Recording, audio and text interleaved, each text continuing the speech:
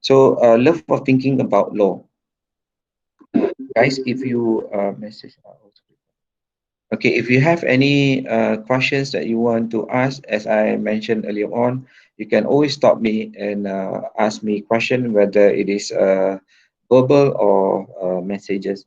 But okay, please do that. So therefore, as we have seen the video that I've shown you earlier, jurisprudence is the legal philosopher's opinion about the law. So why is it so important that we need to know about them? It is about how the law works and how why the law is important.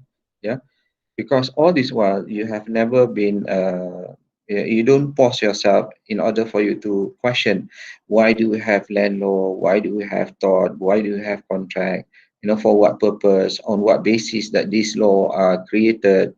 You are being introduced of that particular subject, and then straight away the definition, and straight away you introduce of that paper in terms of the provision of the law. You never question that how the law comes about, okay, and why we choose that particular law. Okay, so for example, we have you learn under constitutional law the rights of the Bumiputra, right? The rights of the Malay and Bumiputra is entrenched into our federal constitution. The historical part of it, that we disagree to have Malayan Union in a manner that everyone have what they call it, citizenship. But we say that, okay, fine, the Chinese and the Indian can have their citizenship if they were born here. However, we do need that privilege in order for us to compete, yeah, because they are more or less advanced as compared to us. Now, that is the provision under federal constitution. But under what basis that utilize to have this affirmative action, uh, what you call move, and put it into our federal constitution? So that is the one that under jurisprudence. Yeah. So we have to have a concept in order for us to put it into perspective, into what we have, the law that we have today. Okay, so jurisprudence is about that. It is above the law. The Before the law is being created, there is a discussion about what type of law that you need to apply. Okay, if you decide that you want to have application of affirmative action, then the affirmative action itself being discussed by jurists, okay, or thinkers, or philosophers. uh, okay, that is the slide for that. And then this slide showing that the girl is smoking. I don't know whether she is smoking or she is taking what they call it, a joint. A joint means drugs, yeah, or drugs. Is it drugs? What they call it, ganja, I say, yeah. Irrespective of that, what do you think about the picture? If you look at her, what is your opinion about her? Do you have any opinion about the action that she is doing, smoking? How do you feel? What comes into your mind looking at this picture? Have bad attitude, right? Thank you, Alisa. The rest? Is not in a good mood. Pardon? Means stress. Stress. She is in stress. Yes. Okay, good. So something for her to distress herself. Yeah. Okay. She's thinking. Right. Okay. Right. What do you think about what she should do? Is it something that is normal for her to do? The behavior, is it something that you feel it is right or wrong for her to do that?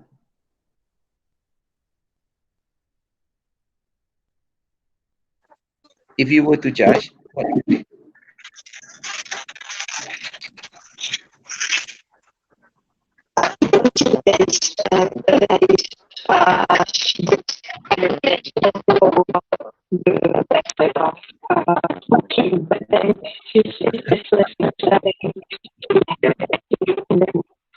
Tak dengar lah. Yasmin, thank you for the response.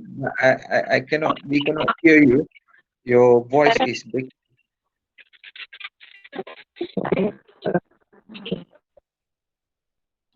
It's bad for her to smoke. Yeah, okay. Just put it in the chat and we will discuss about it. Wrong because it's unhealthy. Okay, Shida, thank you. Who else wants to say something?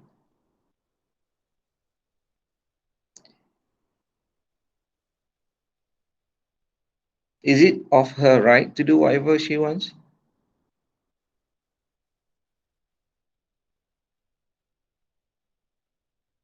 Put it in the chat. What do you think? Yeah, just now you are giving some reason for her to smoke, but now for us to identify whether it is okay or not okay for her to do that. Wrong. Normal for English culture. You realize or not? But for our elders, I mean generation, yeah, you have the old generation of the Malays. They smoke. Yeah, women smoke. I was surprised to see that. Her right to be restricted, and she has the right to smoke. Yeah, okay. It's a person's right to smoke. Okay, good. She has the right to do whatever she wants. Yeah, although it is bad for her. Good. Any more? So I would encourage you to participate in us to discover this area that we are doing. She has the right to smoke, her right to do anything. Yeah, okay. I think thank you for the response. Yeah. If say for example you have something in your mind that you are trying to judge her, whether she has the right or whether she is doing something that is wrong, you are actually pointing out a jurisprudential perspective. Yeah, actually, all of you or all of us actually, we are what can I say? We are actually holding to some jurisprudential perspective, although we don't realize it. Okay, some of you might be naturalists in terms of she can do whatever she wants. This is fundamental rights of a person. She is whether it is wrong or not, it is up to her to do it. That is a liberalist perspective. Okay, she is wrong by smoking. That is a moralist perspective. Okay, if someone were to say that it is wrong against religion, that is an Islamic perspective. Okay, if someone says that, oh, my grandparents also smoke, it is normal for my family members to see women smoking. So irrespective of their age, as long as they are women, it is okay. Then that is a historicalist perspective. So in a way, that what I'm trying to say is that whenever you judge something in your mind about something, actually you are putting yourself in the perspective of jurists without you realizing it. Yeah. So what we need to do is to be able to go into that particular group of people and identify their thinking in order for us to understand the effects of it towards the law that we have. So for example, if you are the one that is in power, you want to make sure that girls are not supposed to smoke. Yeah, if you are in Islamic party that is in control of Malaysia, then you can enforce a law, can create a law, prevent her from doing or anyone of her nature to do smoking. You can sentence that person to restrict girls from smoking. You can sentence her to jail, you can can her, you can sentence to death. It depends on the power of that particular political party or government that is having over the idea that they have towards people. Yeah, the activities that the people are to do or not to do, it is depending on the mindset of the government that is in power. So they are the one that creates the power. Say, for example, we have parliament. If we have a government that is two-third controlling the government, like not like right now, if you were to have two-third majority, like what Tun Mahathir used to have, it is easy for them to pass any law. Yeah. So their perception of a certain idea, depending on what Mahathir thinks, then it will translate into law. Okay. So it all depends on the stand of Tun Mahathir and the group, whether they are naturalists, positivists, liberalists, moralists, historicalists, or Islamic. Okay, so that is what is jurisprudence, because the law that we have right now is already created by the basis of understanding of jurisprudence that they have, that they choose to uh, apply to us. Okay, uh, what is jurisprudence? So what we have learned so far is about the basis of objectivity. What is the object of that particular law that was created? All this while you have been learning about laws, yeah. Whether the laws that you have learned is based on substance or procedural nature. Substance means substance lah, yeah. Substance like criminal law. Yeah, if you learn criminal law, see penal code. Yeah, penal code is about substance, things that you are not supposed to do. Okay, if you were to do that, say for example 302, if you were to kill someone with intention, the punishment is going to be death, right? So that is substance. So you learn thought. Is it okay? Before I ask you, the other nature of law that that you have been exposed to would be procedural. Say for example, CPC, yeah, Criminal Procedure Code or Civil Procedure Code, right? So procedure, yeah, you learn about land law is all. It's not all. Half of it is about procedure. What document to put in, what process that you have to go through in order for you to get your land title. Okay, so all the laws that you have learned so far can be divided into substance and procedural. So with this both substance and procedural, they have this objectivity in their application. Yeah. So what is the objective of penal code?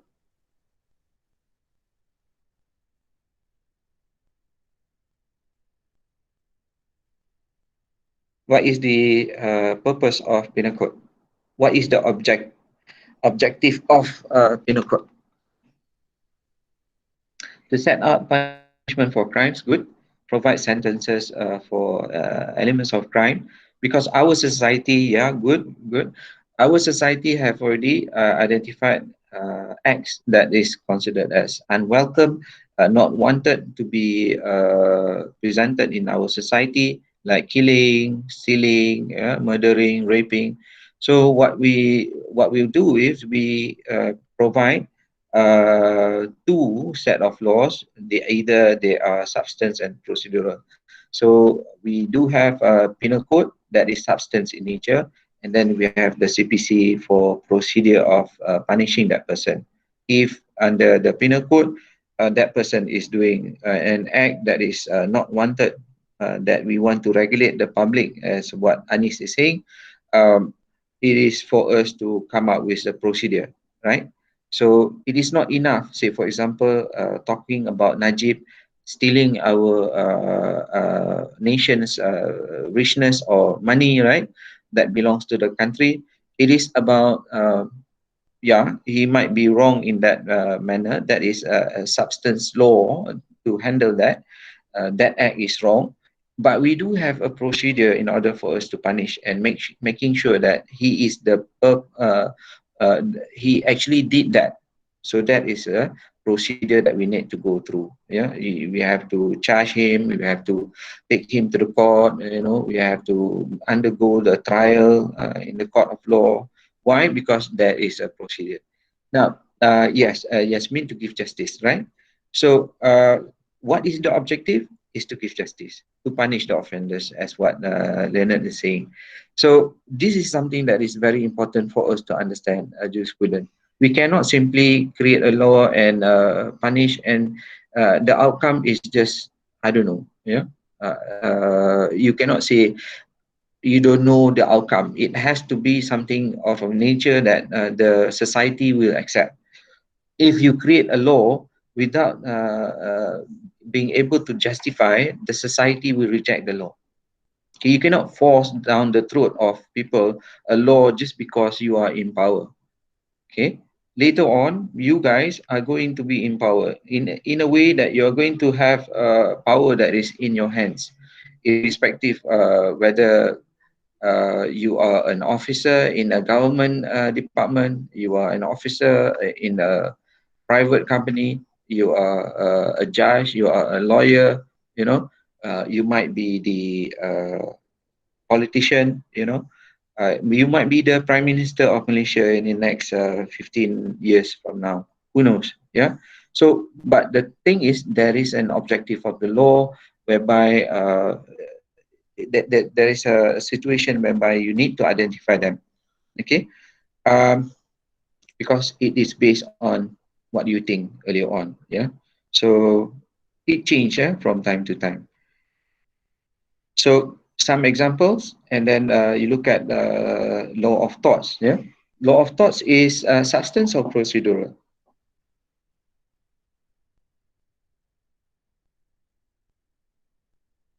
Substance. Yeah. Good. Okay. Land law,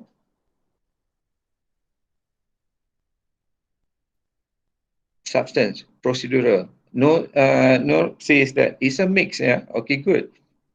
You have substance and also procedural. Criminal law, criminal law here maybe it is depending if criminal law here is CPC then procedure, but if it's penal code then it's substance. Constitutional constitutional law,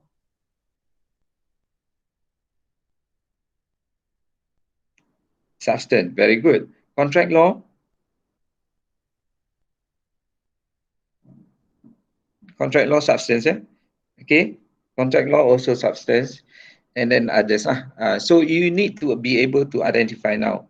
We have to start thinking about this particular law, and once you are able to go into the substance and procedure, then you look at the objective of that particular law. Obviously, and the main thing is to provide certain type of justice. But justice is based on which group?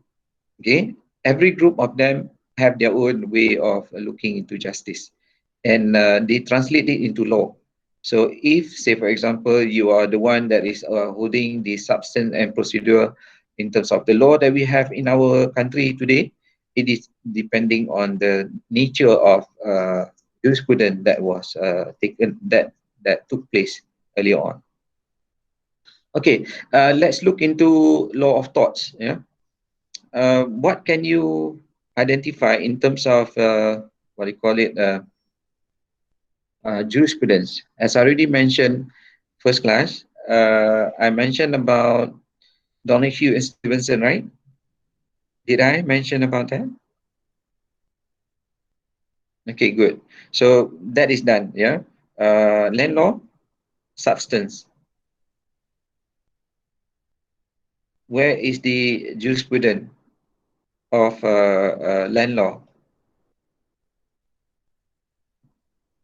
Adona properties,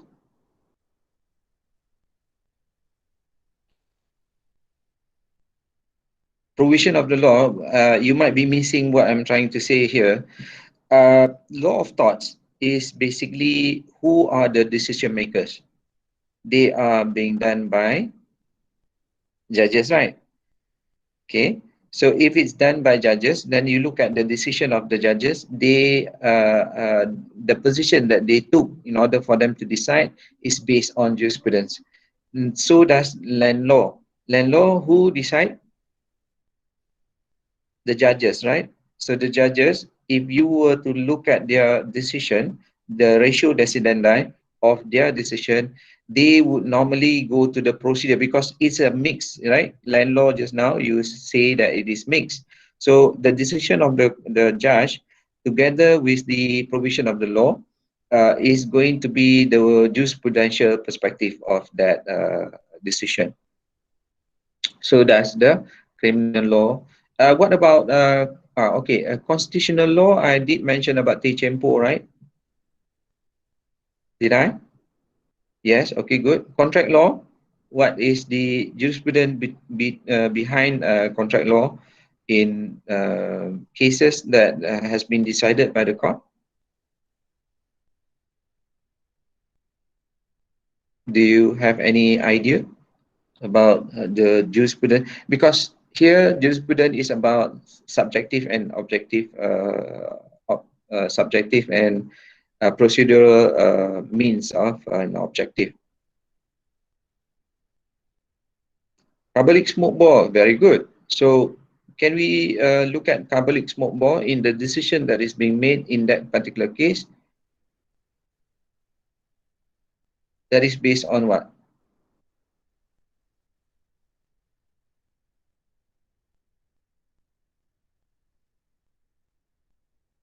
Offer and acceptance. Where does this offer and acceptance come from? If I backtrack to this, the picture now turns to carbolic smoke ball. Replace her to carbolic smoke ball. Ads in the newspaper. The rule inside the decision of the case is actually having a basis of either one of these. Okay. To honor. Okay. Where do you get this honor of promises towards someone else? Positivist. Positivist is whereby a law that is being created by the authority saying that it is wrong for you to do so. Yes, more or less we can say that Contract Act is a positivist view of a nature of behavior that the society doesn't want to happen, which is to dishonor your promise. Uh, Contract law, if you look at it in one perspective, in terms of the history, it is a liberalist nature, consensus at idem. Yeah, it is up to a person to do whatever transaction or whatever contract that they want, because they have the right to do so, because they are, they are free to do so. Yeah, freedom of contract is something that is a basis of a contract act. Yeah, freedom to contract. You can do any contract. That is, in a way, is a liberalist perspective. Naturalist, it is up to you to do whatever you want, as long as you don't go against the norms of the society. Yeah, norms of the society. You don't have to translate into law. It is something that is behavior that the society doesn't want. So contract law, you can look at one decision and you will see the different perspective of jurisprudential approach that is being used by the judge. So if you look deeper, you can also have Contract Act from the historicalist perspective, because if you track down Contract Act of Malaysia, where does it come from? It comes from England, and then if you look at England, where do they get this Contract Act of theirs? If you go deep into the historical, then you start to discover that it goes back to 2000 years ago. Our current act that we are having or we are applying is actually, if you want to go through the historical perspective, you will see that it originates in the Roman Empire. Okay, if you do your research in terms of where does Contract Act comes from, then you will see that it comes from there. Okay, so so we have to understand the law that we are applying in order for us to really understand the application of it. Without understanding where does it come from, how it comes about, why it is applied, it is very difficult for us to understand the decision just because the judge make that decision. Okay, remember in our class, we are here to investigate, to inquire, to argue, So if there is a decision of the judge, we need to not simply take the decision as authority. We have to argue. We have to analyze. We have to uh, criticize whether that particular decision is correct by virtue of the perspective of jurisprudence. Okay, once you are able to know that decision of the judge is based on certain jurisprudential perspective, then you are able to understand things clearer. Okay, and then that once you understand, then you can always argue. Okay, you can have your stand that is different from others, and you would have some a stand that is a stronger stand. Yeah, because if you were to simply utilize your thinking as compared to the one that is already established, then you have a difficult way of persuasion to persuade someone to change their decision. So especially if, say, for example, when you go to federal court, up to the federal court, there is no law that can guide them. Okay, that is the problem that is being faced by lower courts. When you are not satisfied with the decision of the judge, you appeal, and then it goes to federal court to settle certain issues, right? Those issues, the law is not clear, whereby the federal court needs to come down with a decision, a rule, whether on that particular issue is settled by their decision. So when you are going there to the federal court to discuss or to put up your case, yeah, to argument, your argument is based on jurisprudential perspective. Okay, though you might be using the law to back you up, you must be holding towards the jurisprudential perspective.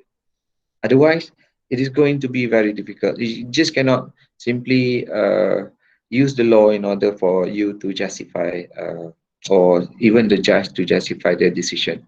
Say, for example, Malaysia has been taken over by a group of people. There is a revolution that took place in Malaysia, right? Whether the new government is legitimate or not, that is something for the court to decide. Okay, provided that the court system or judiciary system does not fall or destroyed. So what happened is that in the federal court decision, whether the new government is valid or not is going to be decided as such. Okay, so the same thing as what we are going through right now. Anwar Ibrahim going to see the prime minister, and then the Agong, and then things like that regarding the prime minister.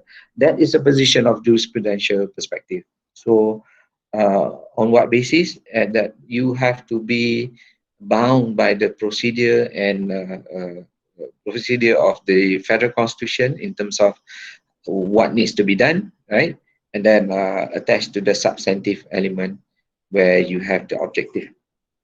Okay, hopefully, any questions so far? Simple, yeah?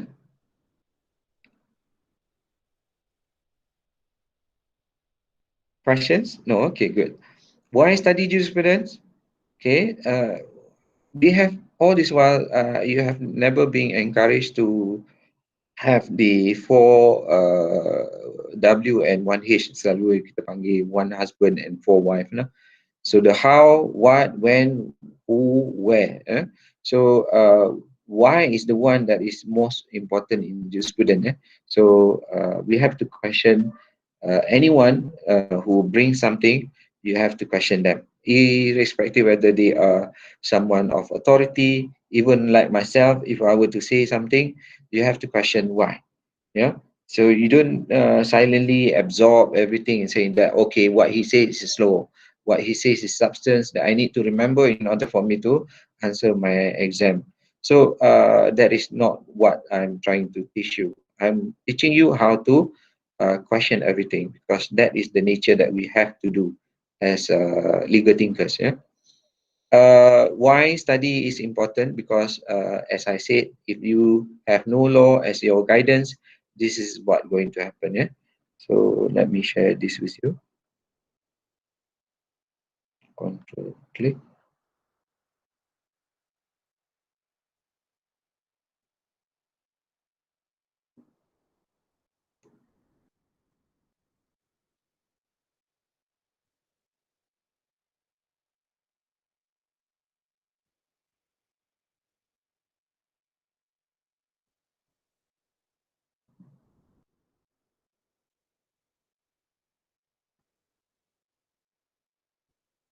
Tell me whether you are able to hear this or not.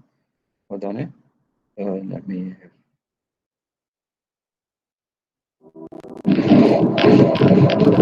Oh, hold on.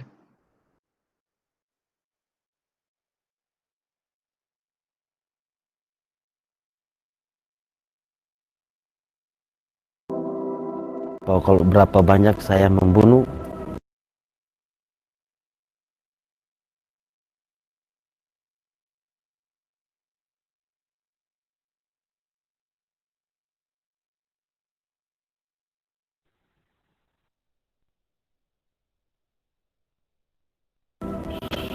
saya sudah tidak ingat, tapi begitu banyak.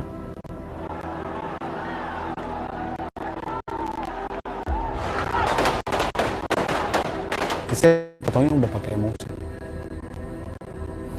Bunuh beta, tak bunuh saya.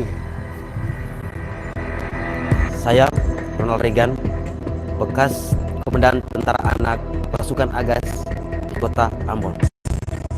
Saya Iskandar Slamet, saya mantan pasukan jihad di Ambon.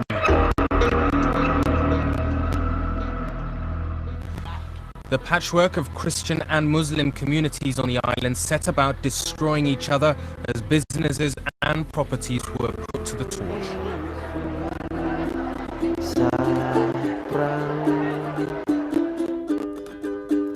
Yesus penolong hidupku, beri aku. Anggapan kita saat itu kita beranggap kalau ini adalah perang suci. Kita membela agama dan membela tempat tinggal kita. Saya membunuh mereka saat itu dengan menggunakan senjata rakitan, menembak mereka itu dalam jarak yang sangat dekat. Mempertontonkan mayat lawan itu seperti membuat kita semakin kuat, semakin menggebu-gebu masuk dalam medan pertempuran. Kita cukup sadis. Kalau saya sendiri masuk dengan dendam. Saya punya dendam yang cukup kuat. Saudara sepupu saya juga ketembak mati di tempat.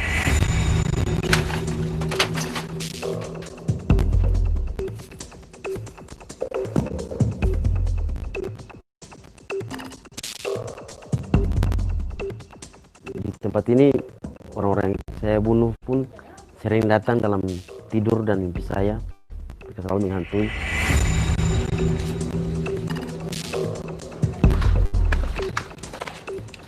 Perjalanan kita daerah muslim itu cuma kurang lebih ada sekitar berapa kilo aja dari Talake ke Stain. Stres. Kayak kita tuh nggak bebas. Kita cuma jalan di tempat itu. Situ lagi. Bisa nggak kita melangkah di sebelah? Mau melangkah di sebelah tapi ada rasa takut, Mbak. Saya dibunuh nggak?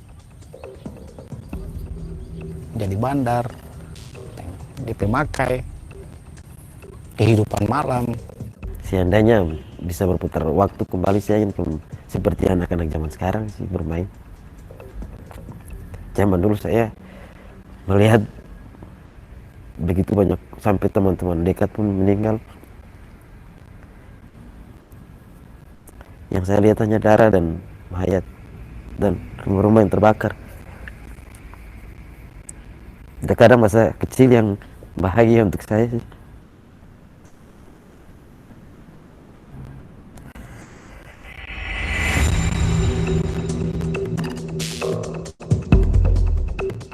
Mesti dengan curiga, kita datang dengan curiga. Kita mulai dengan ngelirik-ngelirik aja, ngeliatinnya nggak berani senyum, nggak berani tegur kok. Pas tahu dia muslim dan dia pemimpin dari pasukan jihad ini, di situ kita hampir berantem dan hampir saling bunuh di situ. Untung cepat panitianya langsung melalai dan mereda.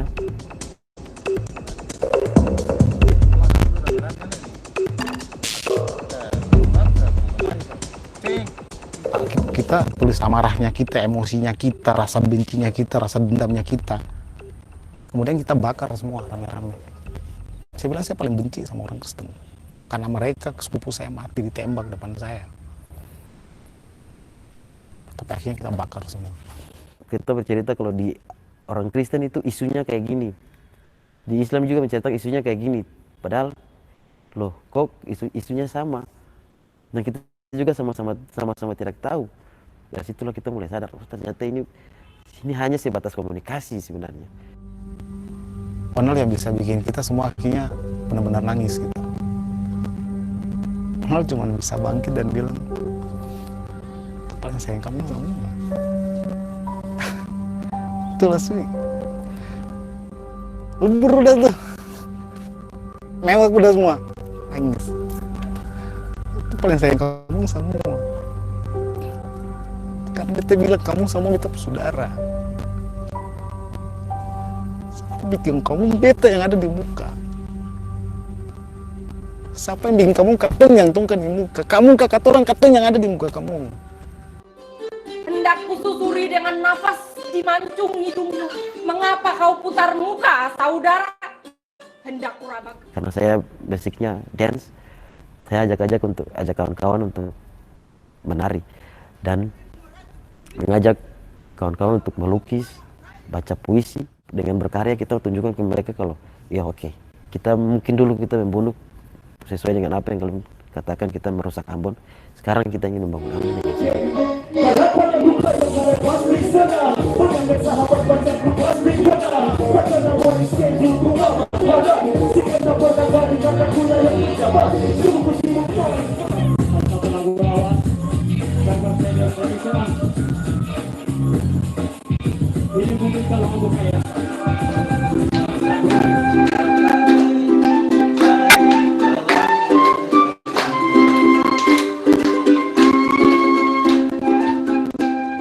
Kita anak muda Maluku, kita lah penerus Maluku ke depan.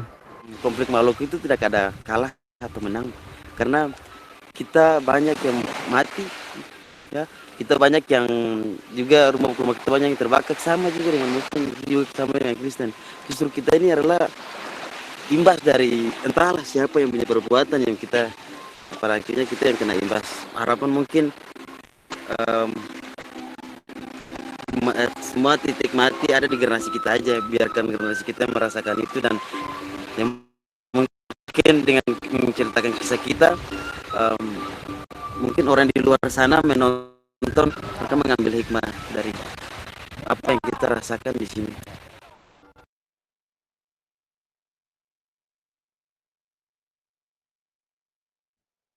Okay, you see, what they are saying is that you can learn from what they have gone through, yeah, and this thing is the failure of the law, yeah, the ability of the government to utilize the law in order for them to justify the situation. So the same thing happens to us back then, 1969, where you do have the law. Yeah, back then, when after the Merdeka, we do have the laws in order for us to regulate the society. However, the foundation is not strong enough for us uh, to be able to identify to the society that the division that we created is something that is important for us to maintain.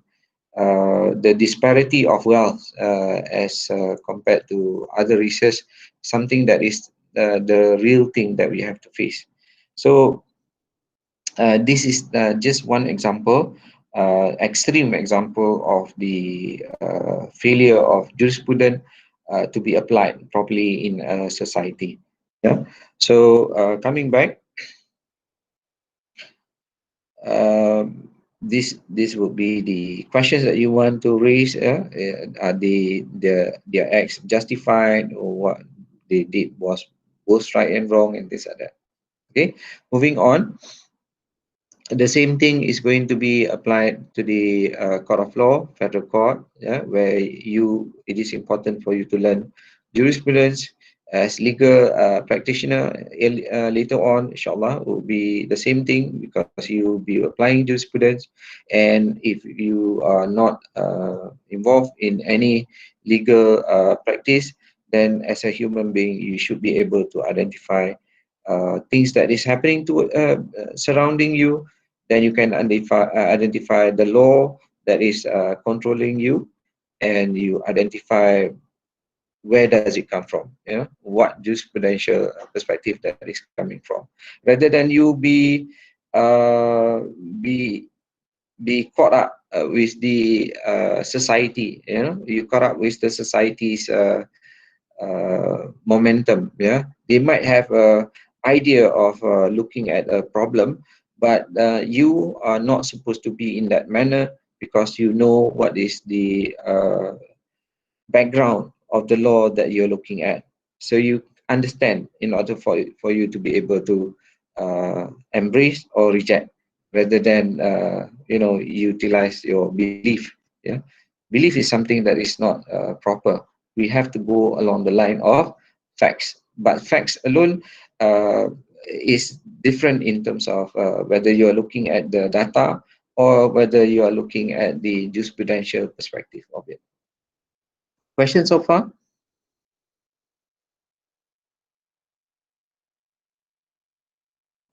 Any questions? No? Okay. So how jurisprudence is being derived? So obviously it is coming from the jurists. Yeah, they are the one that we need to know of their knowledge that they have. Yeah, and the argument that they put forward. It would be the key element for the exam. Okay. You need to identify whether they are, as I already mentioned, about whether they are naturalists, positivists, liberalists, and so on. Because this is the jurist one. The area is based on the syllabus. So when you answer your exam or assignment, you must stick to the syllabus. Yeah. Though the materials that you will look online might go to other places, other juries, and things like that. You just stick to the one that is being introduced in the syllabus. Yeah, then you be safe in terms of doing your what do you call it, in your assignment or exam.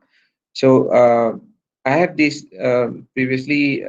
One student asked for review the exam document. I think the out of 40, out of 100 of final, that person received only 48, meaning maybe about 17 out of 40, right? So you need a few. I think that person need only 1 mark to pass under Cik Nazim student, and then Azina review the paper, and then she increased that 1 mark. And then in order to be fair to both, then that paper passed to me in order for me to evaluate, right? And within that question, there is A, B, and C. The three of us agree not to give any marks for that C, because that student have gone out of tangent, meaning he is quoting, I think he or she, whatever it is, that candidate is unable to state the one that is under our syllabus. Okay, he went off tangent by taking somebody from US in order for him to or her to put it into the exam answer, which is wrong. Yeah, so don't do that. So luckily, we managed to increase one mark, in A and B, in order for her to pass the paper. Okay, who do we study then? Okay, you know what is now by now what. Okay, the question of what, why. Now who do we need to study then? For jurist one, so you're going to cover these two areas: classical period and modern period. The postmodern period is covered under jurist 2. Yeah, so you're going to study that next semester, provided that you pass this paper. So hopefully you pass this paper, inshallah. The first area that we're going to do today, we are going to have full lecture today, 2 hours. Sorry about that. Later on, I will pass recording so we can reduce the data usage. Yeah, your data usage. So the first area that we are going to cover is classical period. We cover Socrates, Plato, Aristotle, and Cicero. These, though they are philosophers, they are thinkers of, they love to think. They do cover an area that falls under law.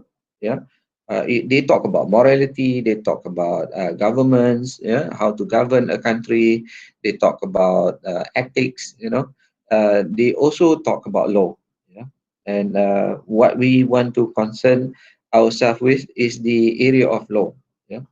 So what we need to do is to know where these people that we are going to learn about in the structure of jurisprudence. So jurisprudence, we are looking to the roots rather than to the tree itself. Yeah, you don't look at the tree. If you are looking at the tree, I think I misplaced one picture here. Imagine on above the earth is the plant. Yeah, say for example the tree. So we are looking not at the tree, but we are looking at the roots. Yeah, the roots of the law. The tree is the law. Yeah, say for example you have the leaves, you have the what do you call it, and the fruits, yeah, of that particular tree. Those are the creation of the laws, yeah, that we have. Yeah, we do have laws created, uh, different leaf, different character, and things like that. Yeah, so but we are not concerned about that. We want to be concerned about the roots. Now if you're looking at the roots, there are many branches of roots that we have to look into.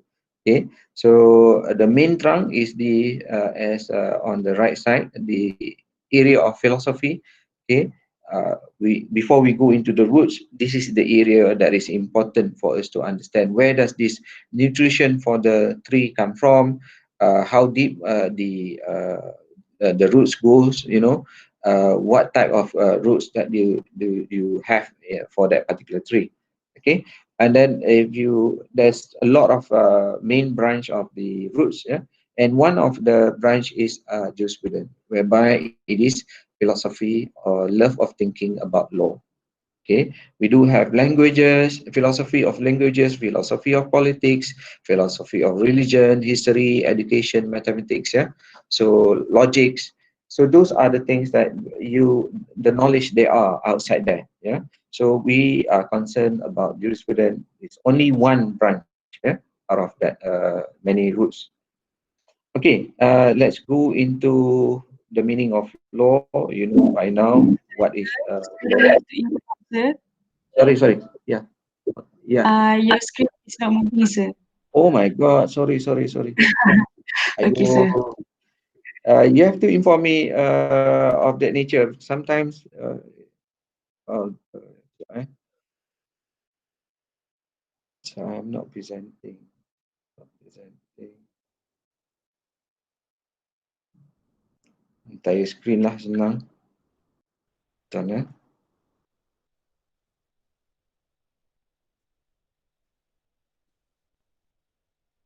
Next time kalau jadi benda-benda tu, just immediately ni lah, inform me about it. Okay, I already mentioned about who do we study. Yeah, this would be the area that we are going to study.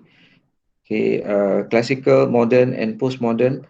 Postmodern is the one Juris 2, right? And then the roots. Yeah, if you're talking about the roots, you're talking about the tree, the law, the things that is above is the law. But we need to understand where the law comes from, and in order for us to understand that, we have to look at the roots, and there are many branches of the roots. Yeah, so one of the main area that we are going to look into is the philosophy of law, which is jurisprudence. Yeah, where does the law come from? But others, we do have others area, languages of law, politics of law, religion of law, historical of law, and things like that. It depends on many knowledges, no, many knowledge, other knowledge that we can capture or learn. So we are going to concern about one. Yeah. So meaning of law, you know by now what is the meaning of law, obviously, right? So let's look into each one of them. Yeah, classical period. As I already mentioned, they do not specifically talk about law, but like Plato, he do produce a book specific about law, but mainly they are talking about life and the society itself. Why that is relevant to us? Because the law that we have today is something that is being created by somebody else, right? In order for us to really understand why do we have to apply the law in our life, why do we have to adhere to the law that they create, like the MCO right now, why do they have the right to restrict our restriction of movement and things like that? There is a reason why, right?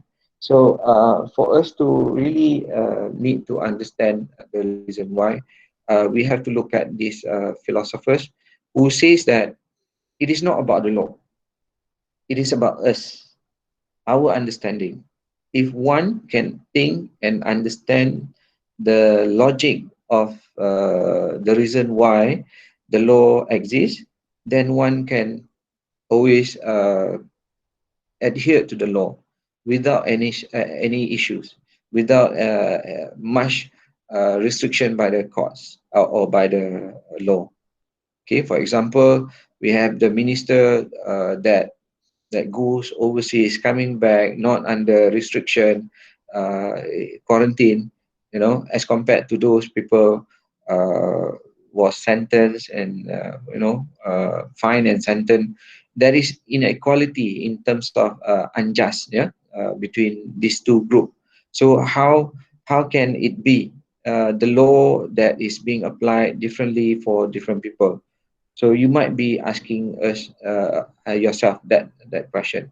So that question must be dealt with from the jurisprudential perspective. To say that one is wrong, one is right, this must be based on understanding of the law itself. So in order for us to understand the law that we have, we ourselves, we need to understand why the law is like that.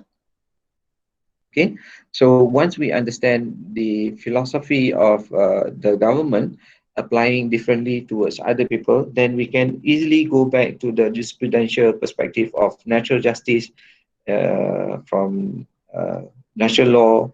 Yeah, it is not about positivist point of view, it is about the natural point of view. Okay, so basically what I'm trying to say is that classical period jurists or philosophers, they are more concerned with your understanding. If one can change their mindset, they don't need the law. We don't need the law to come and force us to do something.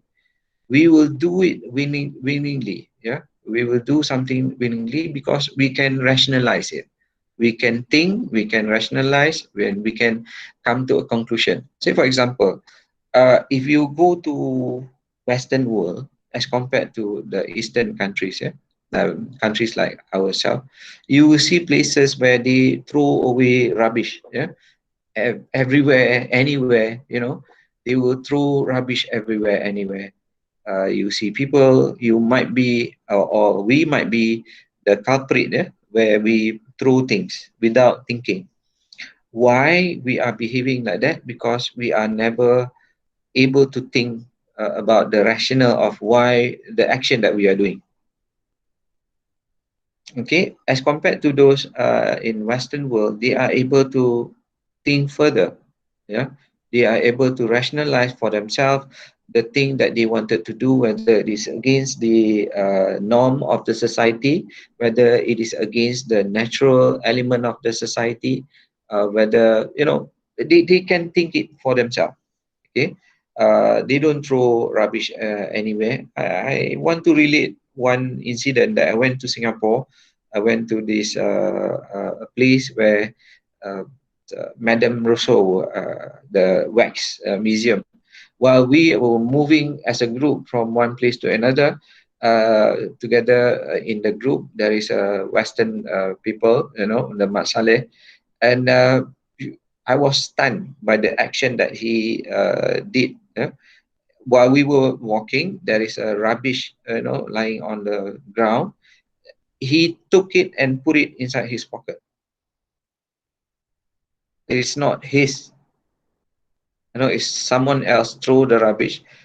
That person took the rubbish and put it inside his pocket in order for him to go to a dustbin and throw it. Can you imagine? Do we have that kind of mindset?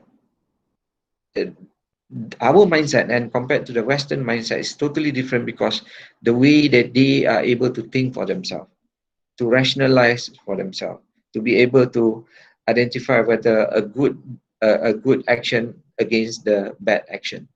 For us, we don't care.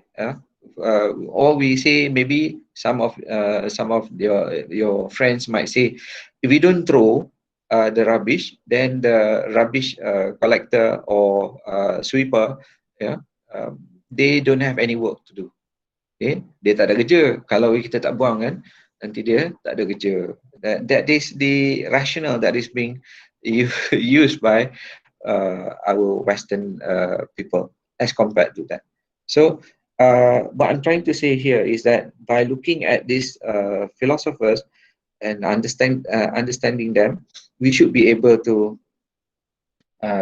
make sense of our mind in order for us, because that is our task pun, yeah, as legal thinkers. By the end of the course, now you kena asah, your mind is being polished. Yeah, by the end of the course, you come up with a mind that you are to analyze everything, criticize everything. You know, that is why they don't like lawyers. Yeah, people outside don't like lawyers, because they say that we are cunning people. It is not about cunning. We are able to use our mind in order for us to solve or to maneuver ourselves to win a case, win an argument. So this is where we need to be exposed to these people, Socrates, Plato, Aristotle, Cicero, yeah, in order for them, for us to understand their thinking. Now, we do have what we call sophists. Sophists are a group of people, teachers, tutors, that goes from one place to another. The Socrates, Plato, Aristotle, but not Cicero, they are not sophists. They don't ask people money for their lessons that they give. As compared to sophists, where these sophists will go around and give tutoring to the society, especially the youngsters, in order for them to equip themselves with the art of argument. Art of argument is important back then, to be able to come up with from a problem that they are going to face. Legal arguments that you have to put up when you have a problem.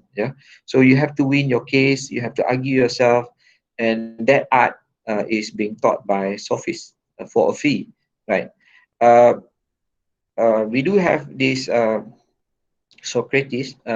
He is a person who doesn't ask people money for the advice that he gave. Yeah, so he is very transparent person. What he wants us to do is to be able to ask questions. Yeah, to go against the norm, to go against the belief that we have. Okay, belief is just belief. Yeah, but how do you know whether the belief is the truth? So you have to ask questions.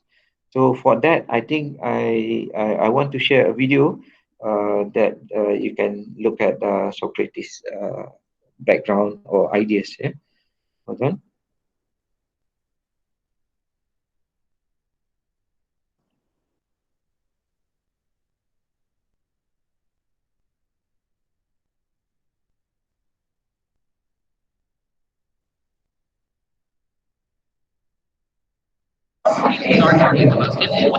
Socrates is arguably the most influential philosopher of all time. His ideas not only changed the course of history, but laid the groundwork for what is today considered Western philosophy. So who was Socrates?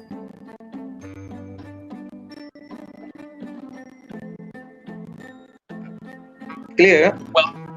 Well, Socrates was born in 469 BCE and spent nearly all of his life in Athens, Greece. The city was then at the center of Greece's golden age, a time of rapid development and democratization. He was a soldier, then a stonecutter, before devoting his life to being a philosopher, which literally means lover of wisdom. But little else is known about Socrates' upbringing or the rest of his life because he didn't actually write anything down. In fact, everything we know about him is through the writings of his contemporaries, most famously his student Plato. Plato published a series of dialogues in which Socrates deliberates with politicians and townspeople in Athens. In one of Plato's most famous works, The Symposium, Socrates and his interlocutors discuss the nature of love. Socrates claimed that everything he knows about love was taught to him by a wise woman named Diotima. According to Diotima, love is neither physical or divine, and it cannot be described as good or beautiful. Instead, love is in the desire for something. It is the spirit of seeking something, like people, objects, children, or beauty. Socrates concludes that this relentless pursuit of ideas makes him a lover of knowledge. Socrates had plenty of ideas, but he didn't claim to actually know anything.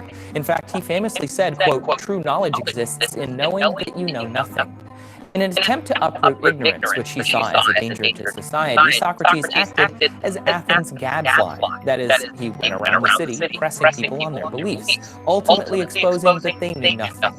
This process of gradual questioning, more commonly known as the Socratic method, is perhaps Socrates' greatest contribution to the academic world. It is used as a form of critical discussion in English and law classes, and its influence led to the invention of the scientific method, which is similarly based on challenging hypotheses in an attempt to question their validity.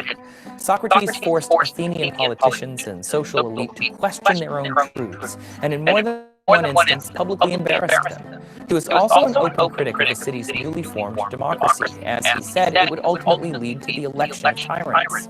As you can imagine, this didn't go over well in Athens, and Socrates was very unpopular. In 399 BCE, he was charged with not believing in the Athenian gods and using his ideas to corrupt the youth, and was sentenced to death by poison. But Socrates didn't resist the verdict, as it was part of the social contract he had tacitly accepted by being a citizen of Athens. Socrates forever changed what we think of as Western philosophy. What was once an attempt to understand the world around us is now largely an examination of our inner motivations and values. Socrates' method of relentless hair-splitting paved the way for other historical gadflies, like Dr. Martin Luther King Jr., to be vocal critics of their own political system. But because Socrates never wrote anything down and rarely revealed his own opinions, historians have struggled to come to a consensus on even his most fundamental teachings and biographical events. Plato's dialogues are the most comprehensive account of Socrates' beliefs. However, some scholars suspect them to be Plato's own ideas, relayed through his teacher. To this day, it is still unclear whether we really know anything about Socrates at all. We can't do episodes like this without help from our sponsor. Okay. So what do you think about it? About the video just now? Do you now know a bit about Socrates? What do you think about Socrates then? he is I don't know whether they are debating whether he exists or not, but because he never wrote anything down, dia macam seniman jalanan ya. He is always on the roadside, not doing anything. Some say that he's a cobbler, as part time. But people go to see him in order for them to gain knowledge, and he did not teach them knowledge, but he taught them how to think. Yeah, and he would we call it Socratic methods that we apply in law, especially if you go out as a judge, or especially as a lawyer. You will apply the Socratic methods in order for you to investigate whether a crime did happen, in order for you to defend your client and things like that. Yeah, you will utilize Socratic methods to determine whether your client is wrong or right, to defend your client. So that is what we call probing. Yeah, probing questions that you ask in order for you to eliminate the issue at hand, or the what they call it, the principle or the question at hand. Yeah. So basically, Socrates, what he wants us to do is to be able to criticize everything, by asking questions. So the same thing that we to look at laws, we have to criticize the law and think and rationally looking at the law and be able to come to a conclusion. Okay, so that is Socrates. Yeah. What can be said about him other than that?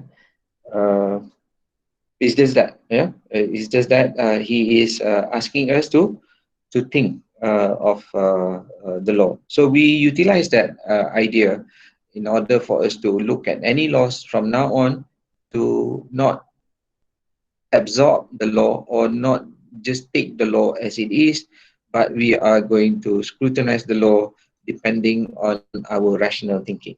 Yeah. So how do you have that rational thinking? By asking questions again and again and again. So I'll give you example of Socrates by virtue of his material in terms of how the question took place. Okay, next we look at the next person, who is the what do you call it, the student of Socrates, which is Plato. Tadi just now, is it possible for you to listen properly? Can you chat and put it, because my PC is not, I cannot hear it. Boleh ya? Alright. So can we look at another video then? Dengar suara I pun boring juga. Right. So let's look at the video. Let me share. Can you always remind me not to you have to make me stop sharing, yeah? Socrates Plato.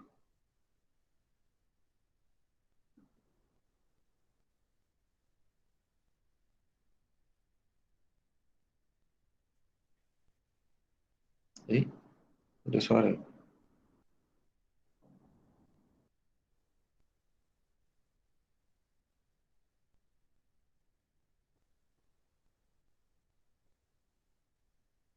Ayo, hold on. Chrome, Plato, share audio, yes. Dah tak ada suara pula.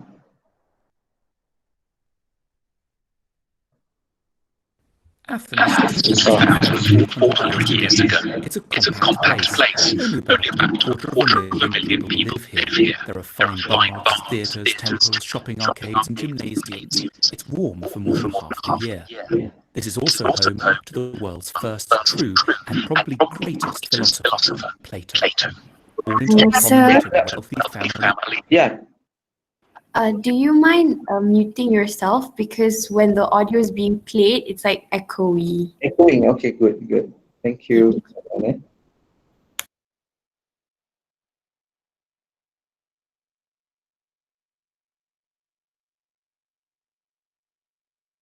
fine baths, theatres, temples, shopping arcades and gymnasiums. It's warm for more than half the year. This is also home to the world's first true and probably greatest philosopher, Plato. Born into a prominent and wealthy family in the city, Plato devoted his life to one goal, helping people to reach a state of what he termed eudaimonia, or fulfillment. Plato is often confused with Socrates. Socrates was an older friend who taught Plato a lot but didn't write any books. Plato wrote lots of them, 36, all dialogues, beautifully crafted scripts of imaginary discussions in which Socrates is always allotted a starring role, among them the Republic, the Symposium, the Laws, the Meno, and the Apology. Plato had 4 big ideas for making life more fulfilled. First big idea, think more. We rarely give ourselves time to think carefully and logically about our lives and how to lead them. Sometimes we just go along with what the Greeks called doxa, or popular opinions. In the 36 books he wrote, Plato showed this common sense to be riddled with errors, prejudice, and superstition. Fame is great, follow your heart, money is the key to a good life. The problem is, popular opinions edge us towards the wrong values, careers, and relationships. Plato's answer is, know yourself. It means doing a special kind of therapy, philosophy, subjecting your ideas to examination rather than acting on impulse. If you strengthen your self-knowledge, you don't get so pulled around by feelings. Plato compared the role of our feelings to being dragged dangerously along by a group of wild horses. In honor of his mentor and friend Socrates, this kind of examination is called a Socratic discussion. You can have it with yourself or, ideally, with another person who isn't trying to catch you out, but wants to help you clarify your own ideas. Second big idea, let your lover change you. That sounds weird if you think that love means finding someone who wants you just the way you are. In the Symposium, Plato's play about a dinner party where a group of friends drink too much and get talking about love, sex, and relationships, Plato says, true love is admiration. In other words, the person you need to get together with should have very good qualities, which you yourself lack. Let's say they should be really brave or organized or warm and sincere. By getting close to this person, you can become a little like they are.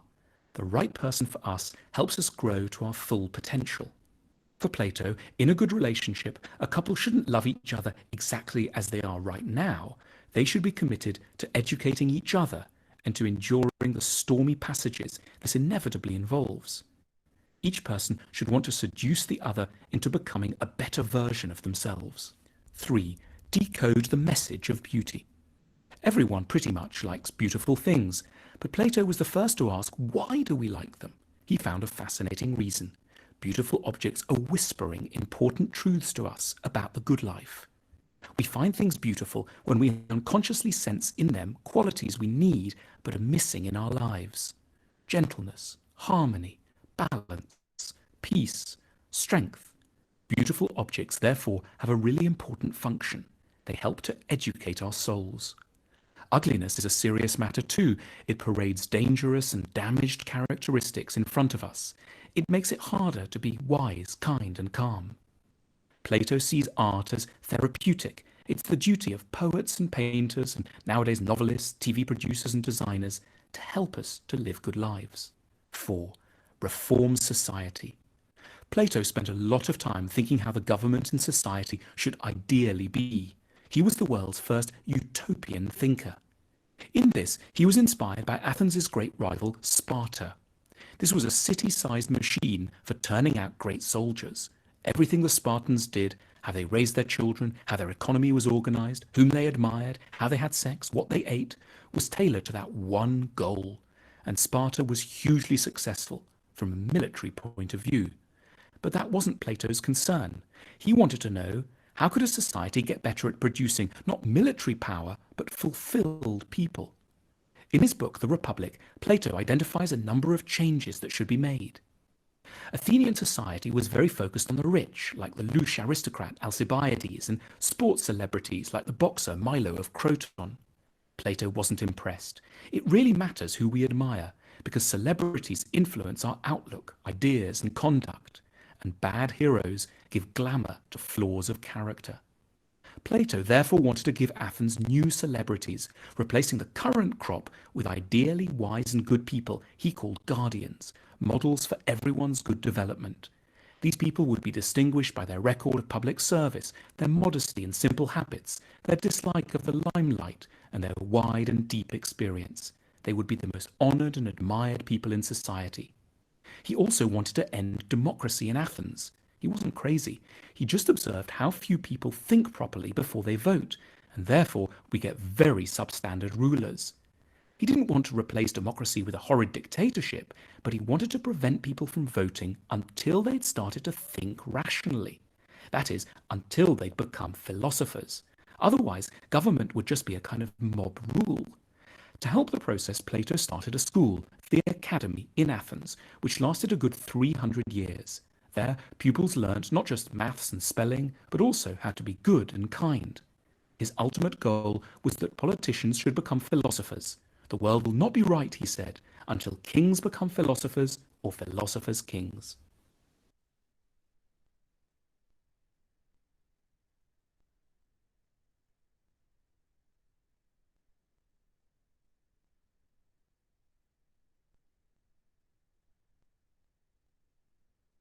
Right. What do you think about the video just now?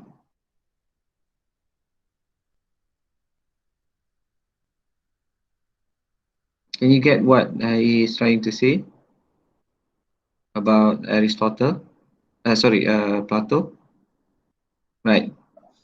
If you if you look at Plato, actually, it was mentioned about eudaimonia, right? In our life, actually, Plato enabled people to think critically. What do you mean by that, Alisa? Because we are not thinkers.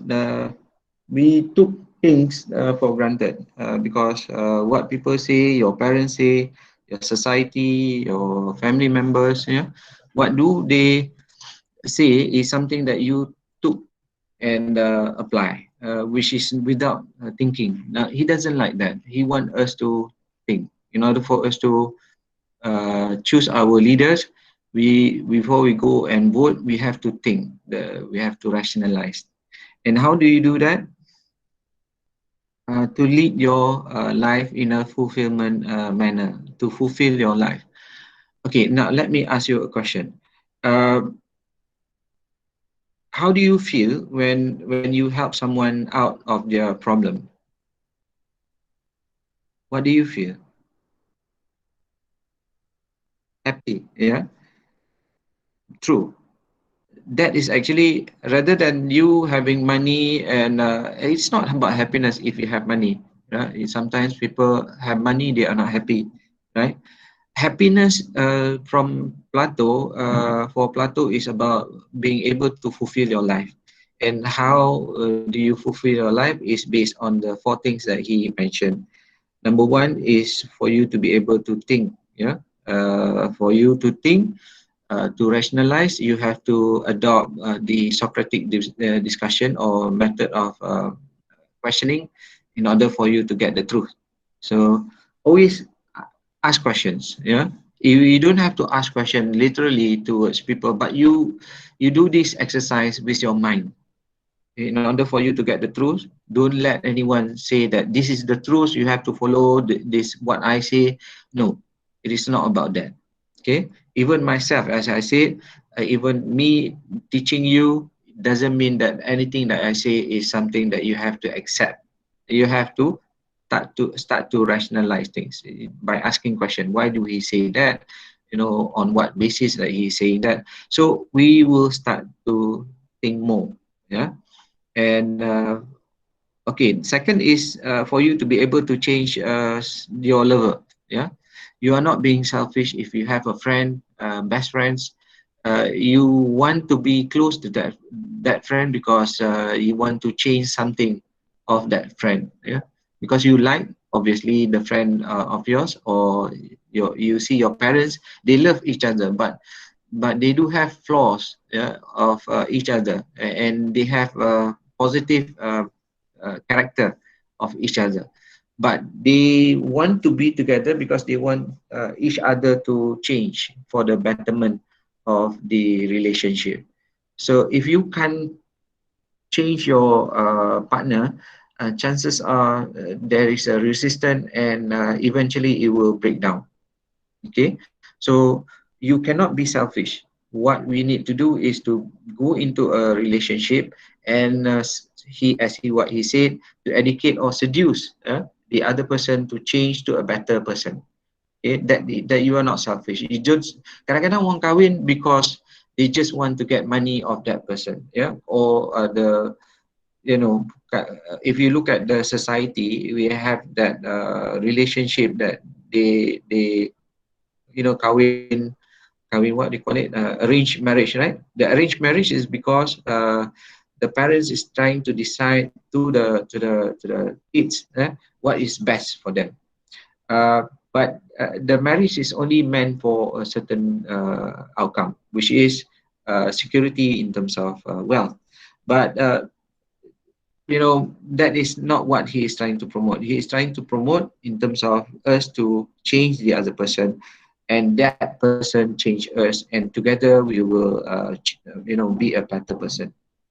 And then one example, okay, I'm not good at finance, yeah, so by the end of the month, all my money is gone, yeah, so I don't have any saving. I'm the type of person that if I were to have 100 ringgit, it cannot stay there for the rest of the whole day, yeah. If I have 1,000 within a week, habis, right? My wife, she knows that that is my weaknesses. Then she took this weakness of mine in order for her to navigate or administer my finance. So me, upon knowing that she is trying to change my lifestyle, the negative side of me, so I give all my money to her. Okay, I don't know what amount of money that goes into my bank account. All my finances is being done by her. Then I realized after 1 year of her doing that, a few years after doing that, and I discovered that a lot of my debt that has been settled because she has pulled out money in order for the debt to be settled. So I think about 5 debt have been settled. Otherwise, I would think that it's normal to pay the installment. Just let it be. That is wrong. This is just to share with you that you need to have someone that is able to be in a relationship that they are going to change you to a better person. Yeah. So that is fulfillment, because if you are the person that play a role to change somebody else's life to a better person, then you feel fulfilled. So ladies, you are more able to hidup lama, because you're gonna stay longer in this world, because you do have that fulfillment element that is in you. As you are raising kids, that is the fulfillment of you to change the kid to a better person, yeah, when they grow up. And next is the decoding the message of beauty, meaning you have to find out the qualities of why you love good things or beautiful things. Every one of us love to see good, beautiful things. Yeah. For me, I shared with the other group that I love to write. Yeah. What do you mean by we have to be in a relation in order for us to be a better person? That is fulfillment, because you enter into a relationship not because you want to get something from that person. You go into a relationship. We are selfish people. All of us, by nature, we are selfish people. Why? Because we do things because we want something from that person. Okay, we cannot deny the fact. We are selfish in a way that we will only do things that we can get benefit from that relationship. You are there with your family because you want to gain the relationship, to benefit of that relationship. Otherwise, you will leave the family and be on your own. say for example, the family is haywire, yeah, so many troubles within the family. So you stay, you don't want to stay because you don't get anything from that family. Okay, so that is why we are not supposed to be selfish by entering into a relationship. You love that person, yes, but you love to change that person to a better person. That is fulfillment. Now, another thing is I mentioned about beauty. You have to find the reason why you love that beauty, and you have to find beauty. By looking at beautiness in the world, then it will fulfill your life. You don't gang up or be with a friend that always bring out negativity. Yeah, so it is not about something that is what you want in life. You want something of beauty. You want happiness. You know, happiness is about finding things that you like. Yeah, and that likeness is based on beauty. For example, I like to ride my bike on my own or with my wife. With my wife, dia akan tidur kat belakang. So, at times, bila I bawa motor, she will be dozing off, and then I have to wake her up because I feel that her body is moving from left to right. So, that is very dangerous. So I used to, drive to ride on my own. So when I ride, I love to see the beauty of the nature, while riding. So appreciate beauty in order for us to have a fulfill life. So you guys, you have certain things that you like, a certain beauty that is attracting you. What you need to do is to approach it and learn more about that beauty. Yeah. And then we have the Reform Society by producing philosophers. How to have a fulfilled life is to be able to change others, not only to the one that you love, but to change the society, whereby you produce a society that is able to think, yeah, or to know how for them to get fulfillment in their life. Okay, because your life is going to be fulfilled if you are able to know what is important. But it's not going to be fulfilled unless and until you go and tell others this actually you need to be fulfilled. You have to fulfill your life by virtue of this. Yeah, do thinking, do changing of the lovers that you love. Okay, do beauty, seeking the beauty, and also you are to tell others about that. So that is the four things that he is trying to.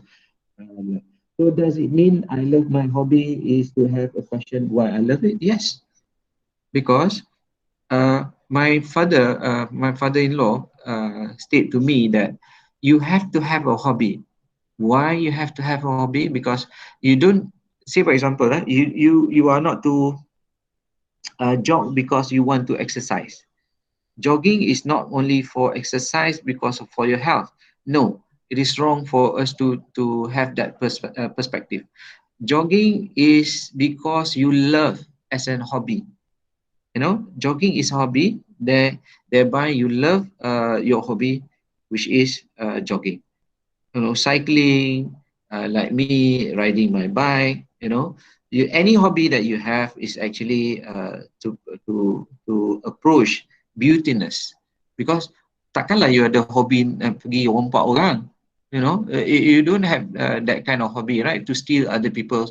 That stealing is by nature is negative, which is dirty, which is bad, because we in our mind, in our mind, God has already given us the ability to determine whether things that is right or wrong. Start from the day that we were born, you know what is right, what is wrong. Babies, they have done studies, research that the babies, the researchers can identify that the babies a toddler can identify whether what is right, what is wrong. So they have done scientific studies on that.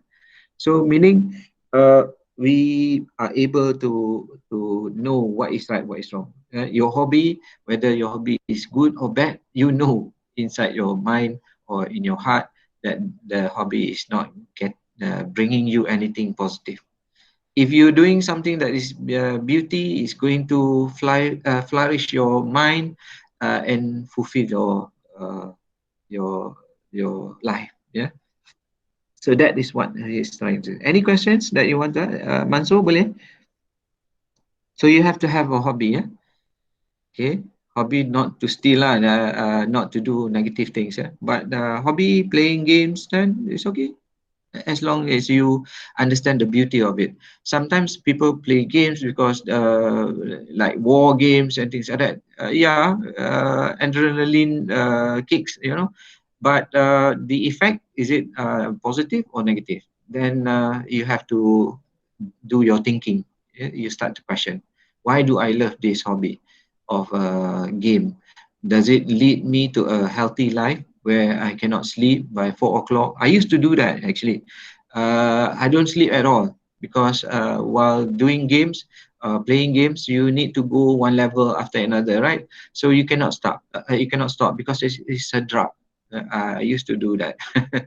I think two straight days I never sleep because of that. Okay. Yes, obviously you are trying to find that fulfillment in our life. Okay. No, yes, you have to change. Yeah, you have to change and try things, you know. You never know what is the one that is going to bring happiness to you. So okay, what that got to do with law then? Okay, happiness is something of the nature that once you are happy, then you know what is right, what is wrong by default. Okay, because you can analyze it. Okay, why you analyze things? Because you are a thinker. You by nature, if you do all these four things, right, your life is fulfilled. As what we exercise that I asked you just now, when you help somebody, you feel so fulfilled. Macam mana entah nak cakap, kata your heart is being full when you help an older lady cross the road, do things like that Mak Saleh do things in terms of taking the rubbish, put into his. It is not an obligation, not he is able to rationalize like what Socrates is doing. Maybe because he loves cleanliness and he is able to abide to the law that other people don't abide in order for him to do the right thing. Okay, so you will see people action in relation to the law because they are rational people, because they are fulfilled individuals. Yeah, so you don't need anything else. Anyway, yeah, how do we apply Plato idea? Must know, Mansur lah. Sorry, must know. Try to think more. Try to change anyone that is close to you to a better, because you can realize their negativity, right? So you improve by changing them to a better person. And then they will do the same thing to you because for all the positive things that you do to people, people will do the same thing to you. Say for example, you nampak kawan you pakai kasut, kasut sebelah color lain, sebelah color lain. So you whisper and saying, excuse me, kau pakai kasut terbalik, you know, things, different color. So eventually the person will realize that you are doing something for the benefit of humility, humiliation that person is going to face. So eventually reciprocal, benda ni reciprocal, it works two ways. So when you do good deeds, and then other people will do good deeds to you also. It is karma, yeah, it's karma. Okay, so can you start to apply by applying it? So eventually you start to know what is correct law, what is right law, the law that is rightful for us to apply. Yeah, hopefully. There's an obstacle with refusal to change. Yeah, obviously. Yeah. So if you cannot, that is why I say relationship fails, because you cannot change the other person. You want something out of that person, but at the same time, you want to change that person to a better person. But if you don't have that, then the relationship starts to fail. Okay, so because you are not fulfilled, you will find other people that will be able for you to do something and change them to a better person, and that makes your life fulfilled. So we cannot be selfish in life. Do good deeds. Okay, boleh? And we move to the last person before we end the class. Aristotle, yeah, student of Plato. So they are teachers, yeah, to one another. Socrates is the teacher for Plato. Plato is the teacher for Aristotle. Cicero is during Caesar's time. So actually, Aristotle is the teacher for Alexander the Great. Okay, if you look it up and then you start to realize that, oh, the Sifu of Alexander is Aristotle. Okay, now Aristotle approach is not philosophical as Plato, because Plato, he is not holding on to empirical data. Yeah, he is looking at the nature of what they call metaphysical, meaning something that is you cannot see. Yeah, so things that you cannot see here. Say for example, can you imagine the best law that you have to have in our society? In order for you to have the best law, you have to imagine that there is a place where it's already have the best law that you need to have. In order for you to have a good society, you have to have a good law, right? What he's trying to say is that imagine, okay lah, I'll give you an example, simple. If you imagine a circle is to be perfect, yeah. Do you have a perfect circle in this world? Obviously, any circle that you bring, no. So the answer would be no.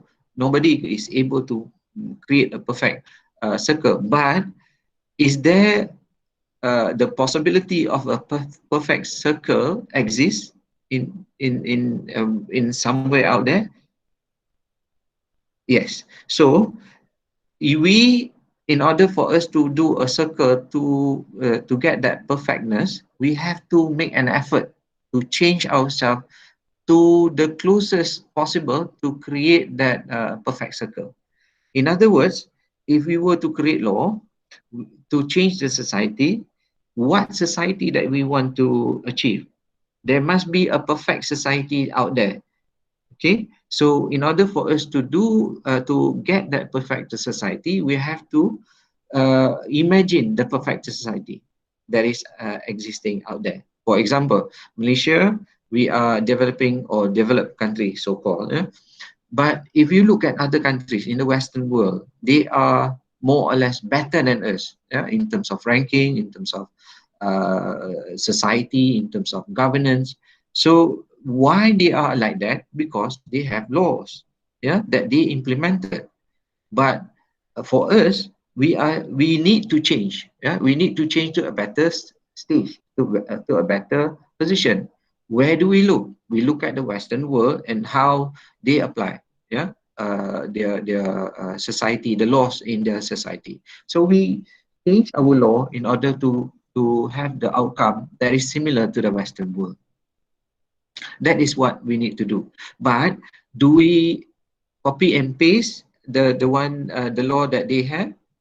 They are applying? No, we don't do that. We do the Plato Socratic approach of thinking, changing the society because you love the society. You want to change the society, not because you just want the power. We have politicians. They just want to be in power. They just don't want to change the society. They just want the perks that goes with the status.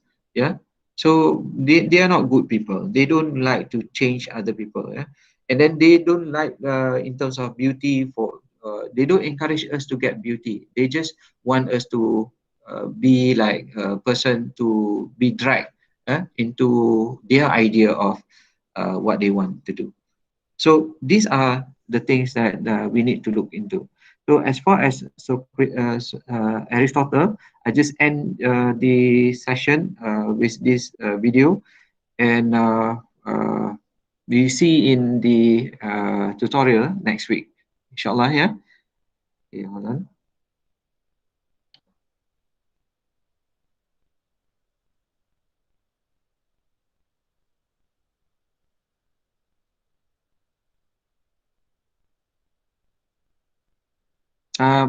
Plato is more towards it's not metaphysical, it is more about empirical.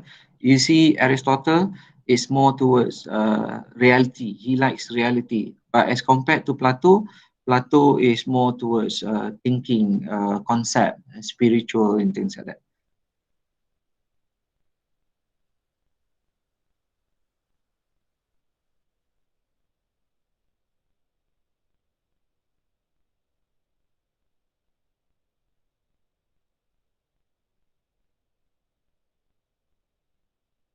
Aristotle was born around 384 BC in the ancient Greek kingdom of Macedonia, where his father was the royal doctor.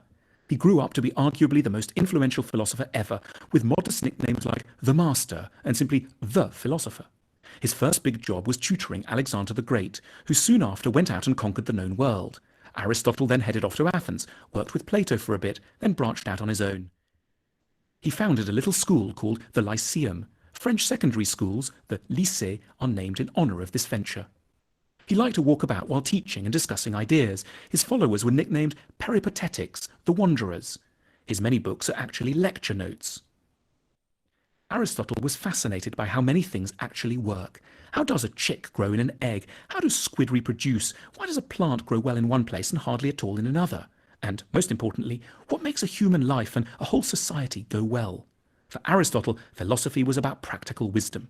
Here are 4 big philosophical questions he answered. 1. What makes people happy? In the Nicomachean Ethics, the book got its name because it was edited by his son Nicomachus, Aristotle set himself the task of identifying the factors that lead people to have a good life, or not. He suggested that good and successful people all possess distinct virtues and proposed that we should get better at identifying what these are, so that we can nurture them in ourselves and honor them in others.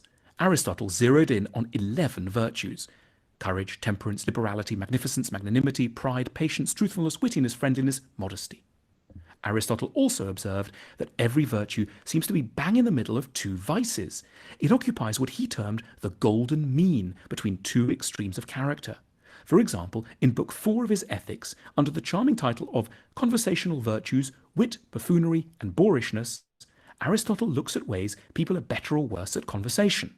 Knowing how to have a good conversation is one of the key ingredients of the good life, Aristotle recognized. Some people go wrong because they lack a subtle sense of humor. That's the bore, someone useless for any kind of social intercourse because he contributes nothing and takes offense at everything. But others carry humor to excess. The buffoon cannot resist a joke, sparing neither himself nor anybody else, provided that he can raise a laugh, and saying things that a man of taste would never dream of saying. So, the virtuous person is in the golden mean in this area, witty but tactful. A particularly fascinating moment is when Aristotle draws up a table of too little, too much, and just right around the whole host of virtues. We can't change our behavior in any of these areas just at the drop of a hat, but change is possible, eventually. Moral goodness, says Aristotle, is the result of habit. It takes time, practice, encouragement. So, Aristotle thinks people who lack virtue should be understood as unfortunate rather than wicked. What they need isn't scolding or being thrown into prison, but better teachers and more guidance. 2. What's art for? The blockbuster art at the time was tragedy. Athenians watched gory plays at community festivals in huge open-air theatres. Aeschylus, Euripides, and Sophocles were household names. Aristotle wrote a how-to-write great plays manual, the Poetics. It's packed with great tips. For example, make sure to use peripeteia, a change in fortune, when for the hero things go from great to awful. In Titanic, Leonardo DiCaprio gets Kate Winslet, great, then they hit the iceberg, awful. And Anagnorisis, a moment of dramatic revelation when suddenly the hero works out their life is a catastrophe. But what is tragedy actually for? What's the point of a whole community coming together to watch horrible things happening to lead characters, like Oedipus in the play by Sophocles, who by accident kills his father, gets married to his mother, finds out he's done these things, and gouges out his own eyes in remorse and despair? Aristotle's answer is catharsis, which is Greek for catharsis. Catharsis is a kind of cleaning. You get rid of bad stuff. In this case, cleaning up our emotions, specifically our confusions around the feelings of fear and pity. We've got natural problems here. We're hard-hearted. We don't give pity where it's deserved. And we're prone to either exaggerated fears or not getting frightened enough. Tragedy reminds us that terrible things can befall decent people, including ourselves. A small flaw can lead to a whole life unraveling. And so we should have more compassion or pity for those whose actions go disastrously wrong. We need to be collectively retaught these crucial truths on a regular basis. The task of art, as Aristotle saw it, is to make profound truths about life stick in our minds. 3. What are friends for? In books 8 and 9 of the Nicomachean Ethics, Aristotle identifies 3 different kinds of friendship. There's friendship that comes about when each person is seeking fun. Their chief interest is in their own pleasure and the opportunity of the moment, which the other person provides. Then there are friendships that are really strategic acquaintances. They take pleasure in each other's company only insofar as they have hopes of advantage of it. Then there's the true friend. Not someone who's just like you, but someone who isn't you, but about whom you care as much as you care about yourself.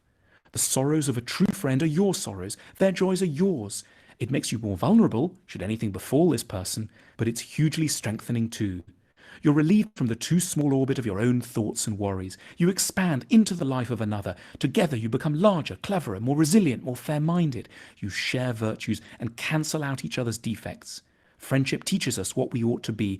It's quite literally the best part of life. 4. How can ideas cut through in a busy world? Like a lot of people, Aristotle was struck by the fact that the best argument doesn't always win the debate or the battle. He wanted to know why this happens and what we can do about it. He had lots of opportunity for observations. In Athens, lots of decisions were made in public meetings, often in the agora, the town square. Orators would vie with one another to sway popular opinion. Aristotle plotted the ways audiences and individuals are influenced by many factors that don't strictly engage with logic or the facts of the case. It's maddening, and many serious people, especially Plato, can't stand it. They avoid the marketplace and populist debate. Aristotle was more ambitious. He invented the art of what we still today call rhetoric, the art of getting people to agree with you. He wanted thoughtful, serious, and well-intentioned people to learn how to be persuasive, to reach those who don't agree already. He makes some timeless points. You have to recognize, acknowledge, and soothe people's fears. You have to see the emotional side of the issue. Is someone's pride on the line? Are they feeling embarrassed? And edge around it accordingly. You have to make it funny because attention spans are short, and you might have to use illustrations and examples to make your point come alive. We're keen students of Aristotle. Today, philosophy doesn't sound like the most practical activity. Maybe that's because we've not paid enough attention recently to Aristotle.